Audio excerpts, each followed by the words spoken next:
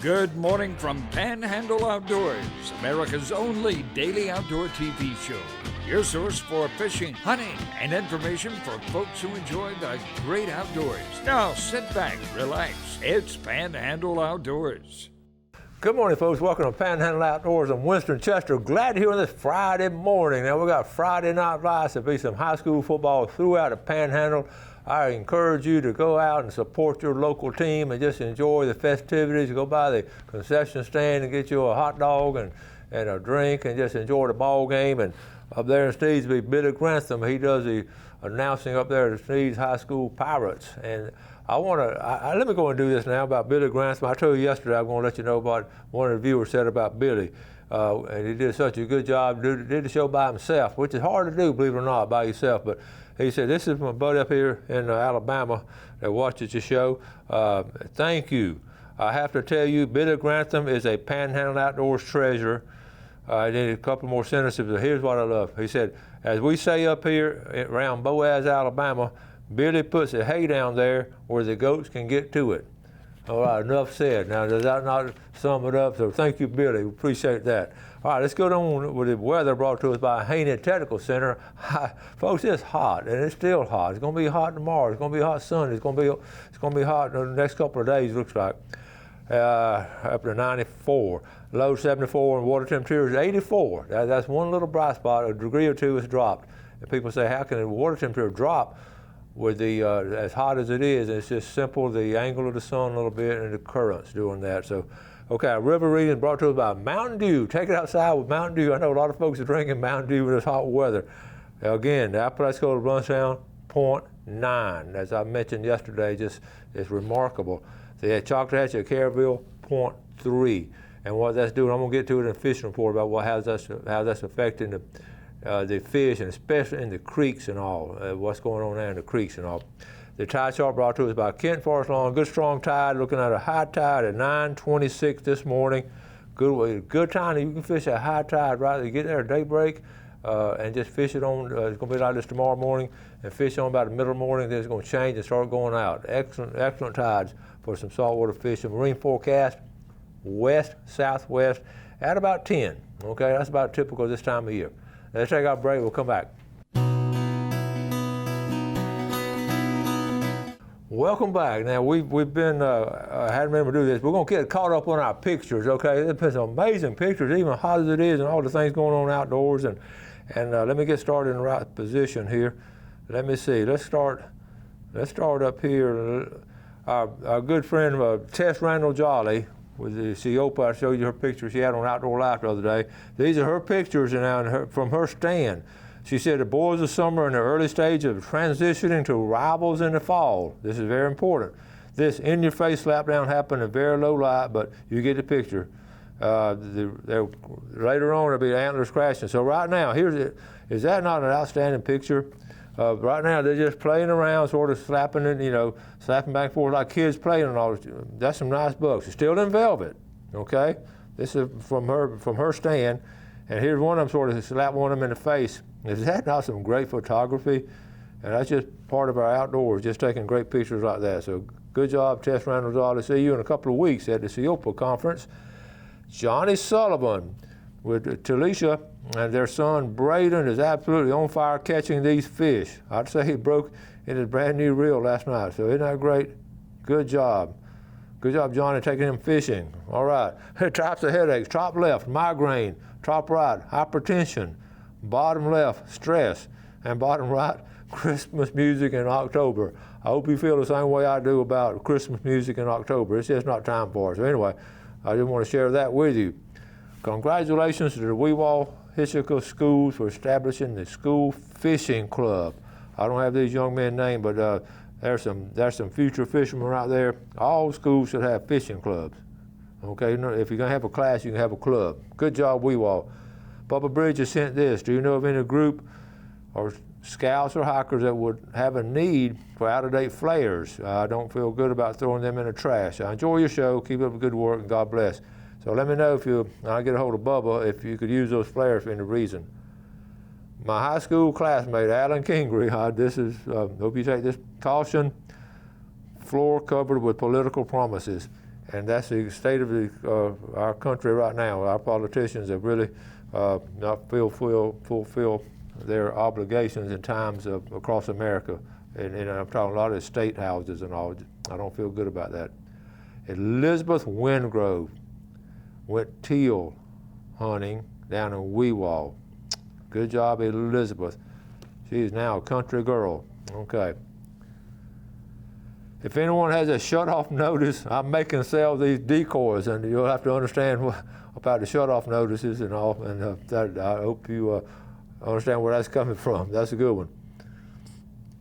Daryl sent this, hey, I don't have a boat anymore. I moved here from Louisiana 6 years ago, so you know he enjoys fishing. I've been fishing from the bank wherever I can. I hear you talk about Weewall. I was wondering if you could tell me where to go fishing there, either off the bank or rent a boat or anything else. I went sightseeing there once, but it looks like private land. I replied, and some of y'all can, all those landings there south, there used to be, every boat landing had rentals and all, but those boat landings there south of Weewall, between Weewall and St. Joe. Ben Finley, here's some trout I caught fishing the Seasons of Hope tournament. Look how yellow that 1 second from the bottom is. Look how yellow that is. That's good job, Ben. And that water's clear, that fall clearness. Good fishing there. My buddy Blake Hatcher, he went down to St. George Island, had a great weekend fishing and exploring Carabel, Apalachicola, and St. George Island, and went by the museum. All right, that's Blake and his lovely wife, and they wanted to do some scalloping while we were in, but he didn't do any scalloping, but he did go kayak fishing in his Hobie. Now, didn't he do good? We talk about that St. George Island, fishing back behind there. Good job, Blake, and they got a pretty trout right there. And they had him something. They had him something to eat too. So he caught. That was just like our kayak fishing trip I had on the show Wednesday, back in that same area. So good fishing this time of year. Okay, this is why there are no new Bigfoot sightings. Okay, all right, we got a couple more. This is good. Hey, Coach Chester. This is me and my nephew Bo. He has a few physical limitations that make it hard for him to tube or ski, but he loves to fish. Today he caught what I'm calling a Panhandle Grand Slam, a redfish, speckled trout, and a snapper, and a catfish, okay? He gets discouraged about his limitations, but he was on fire today. He caught about 6 fish and was so proud. This was better than any fish I've ever caught. Thought you'd enjoy this. And this is so good here. Okay, so let's go. There's the picture there. Good job, Bo. Okay, right there, and then another one. Look at that big old smile. All right, and there's the fish. There's a little red fish. Good job. That's just exciting right there. Okay, we had a breaking point. Let's go ahead and take a break. We'll be right back.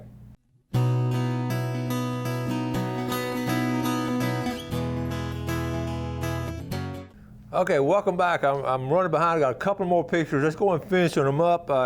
This is a great one right here. Jason Turnell went up Kentucky bow hunting. I'm going to get Jason come on the show and talk about that. And a couple of guys here, we'll talk about them going up to Kentucky and bow hunt and all. And that is a fine Jason Turnell. How about this? Mark Deaton down at Howard Creek. And what do you think he's got right there? Some frogs. Check it out. Is that some healthy frogs? This is a great time of year while the river is low like this to go frog in, man. And look at there. You're talking about some good eating. You skin those things out, fry those legs up. Now that's better than fried chicken right there. Good job, Mark Deaton. Okay, that catches up on the pictures. I want to mention this. I've decided we were going to draw for our camping slot over there in Black Creek. I decided to let's delay it one more week. I'm still getting a lot of people entering, and I want to make sure I go back through my emails, make sure I got everybody's name in the pot. So we're going to do the drawing next Friday for the for the Black Creek giveaway. We've got a lot of creeks around here. So if you still want to enter, you can. I got a lot of more interest in that than we had anticipated. So that's cool. I'm glad to see that. Also, talking about winning things, Thomas Khalil from Santa Rosa Beach, he won that Mr. Tackle Box. And while at school, he called me and said, Coach, he said, I'm so tickled to be the first one to win the Mr. Tackle Box, which we're going to give away one a month, from here on out. He said, if you remember when you started giving away seafood, I was the first one to win the red snapper. So what's the chances of that happening? So congratulations, Thomas. And speaking of over there in South Walton County, I want to give a shout out to, we talked about it before, South Walton High School has started the outdoor ed program, and the coach has done a tremendous job, Coach Borthwick has. And I was over there the other night at a volleyball game. He came by to see me after practice. He had put in a long day and gave me one of the shirts. How's that? South Walton Outdoor Ed. Now, isn't that super? And then on the front, it's got this, and good quality shirt too. So I'm proud to have that, and thank you so much. And just y'all congratulate them on their hard work about getting that program in. If you can't put the outdoor ed class into school, you can do like we all and put an outdoor fishing club or outdoor club into school. So I'm going to keep on encouraging that. I just believe in that strongly. Let's see what else I got. Fires. I wrote down fires. Be careful. It's so dry out there. Do not do any bonfires or burning leaves out there close to to the edge of the woods and all. I'm not going to tell you don't do a fire. That's your decision. But be extra careful if you got some neighbors and all. If you're around the woods and all, just here's the situation with the Forestry Service. They're on top of everything. But what's going to happen when a fire starts now? So many trees and limbs are just all, y'all know how it is. They're not going to be able to get back in there to some of the places they need to cut it off. So it's at a tough time. I may get old Andy Cobb to come on here and talk about that pretty soon. Let's see. I also want, this has nothing to do with outdoors, but I just couldn't help it. The other day, I want to share this with you. I'm a people watcher. I've observed people my whole life. Maybe that's why I enjoy teaching so much. I sort of try to understand what goes on in their head. And we do these case of the months, and I just can't understand that going on in people's head about breaking all these laws in the game and on fish. But the other day, I dropped Gail off at a big box store, and I parked in the parking lot. She had to run in there and get something on the way home. So I parked over there, and I love parking in a parking lot, just watching people. I get a kick out of it. But where I'm headed on these shopping carts. I'd love to watch people bring the shopping cart out and to see what they're going to do with it. And a lot of times, I know you're not supposed to judge it this way. A lot of times you can sort of anticipate what they're going to do sometimes by their actions and what they're, how they, I hate to say it, but sometimes anyway. We do things in 5 categories. Remember, I do the hug, 5 categories of hugs and all. We did that one day on the show. But I'm going to talk about the 5 categories of the people putting the shopping carts up as a character revelation. If you have a category 1 in your character, that means you push your cart out, you unload it in the back of your car, and you just leave it there. That's a category 1, not a very strong character. Number 2, if you push your cart out, and then you just you unload and you just sort of push it a little bit out of the way. That's number 2. I just made the stuff up. Number 3, but it's true. Number 3, you're trying to get to category 5. Your goal is to be a category 5 in everything you do, in the hugs and all that. Category 3, you unload the car, unload it in the car, and then you push the buggy. You push it a little bit, sort of out beside the car, sort of by the front of your car, okay? That's at least an attempt. In category 4, you go to unload your car, unload in the back of your car, and then you push your buggy out there into the median so nobody runs over it. At least you get it out there in the median between the cars, sort of out of the way.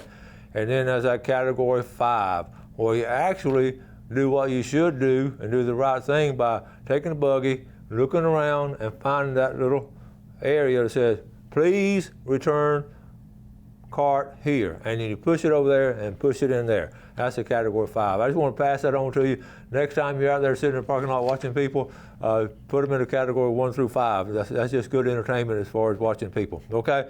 So anyway, just want to get that done. I just want to share that with you. Now, we want to get ready for our draw, and we're getting ready for a lot of other things too. Let's see. Mr. Tackle Box will be next week. Okay, I think I've covered everything. Dove season tomorrow. I'm not going to be able to go tomorrow, but next Saturday we are anticipating a dove trip, and I probably won't be able to sleep next Friday night because it's going to be so much fun. So a lot of times it depends on the weather. We still need a front. Here's the thing about a front coming in. A front is going to bring in some dove, but at the same time, the local birds will move out, and that's how these fronts. That's how dove season is. So, and remember what Travis said yesterday: you can't hunt over a baited field. And chances are, somewhere in the Florida Panhandle, some folks going to get busted for hunting over a baited field. So, we'll see. All right. So, and make sure be safe and all that, and you want to shoot up, and don't ever shoot at a dove going across in front of you, and the basic safety. And the only accident we almost ever had was with my family. We almost had was an accidental discharge, and we were on a dove hunt with my dad and my son, and it was scary as we look back on it, just accidental discharge. And so just be careful out there. We're just super safety about all this. Okay, what we're going to do? Let's do our drawing. And then we'll come back with our famous Friday fishing forecast. And this will be the drawing for the Tarpon Rock Seafood. We still got a lot of names in here. If you haven't won, then maybe you're going to win today. And I like to stir this up because, if you want the bottom, you get the top. Okay. And the winner of the $20 gift certificate all the way from Southport, you know what? He won the other day. Joe Regadio, he won the other day. So I don't know how I put his name back in here. Yep. Okay. All right, here we go. The winner of the $20 gift certificate is Roger Dale Whitehead from Telosia. $20, Roger Dale. And the winner of the red snapper is going to be Houston Taylor from Parker. So Roger Dale Whitehead from Telosia, Houston Taylor from Parker. Okay? So we're going to get set up now and come back with our famous Friday fishing forecast.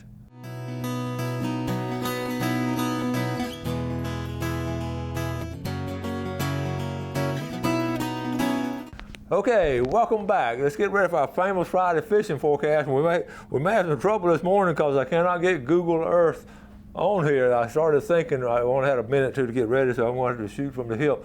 I was thinking before we had all this electronics and all these gadgets, we would still talk about fishing and where to go fishing. So I'm just going to wing it. If it comes up, we'll work with it. If it don't come up, we'll just wing it from here.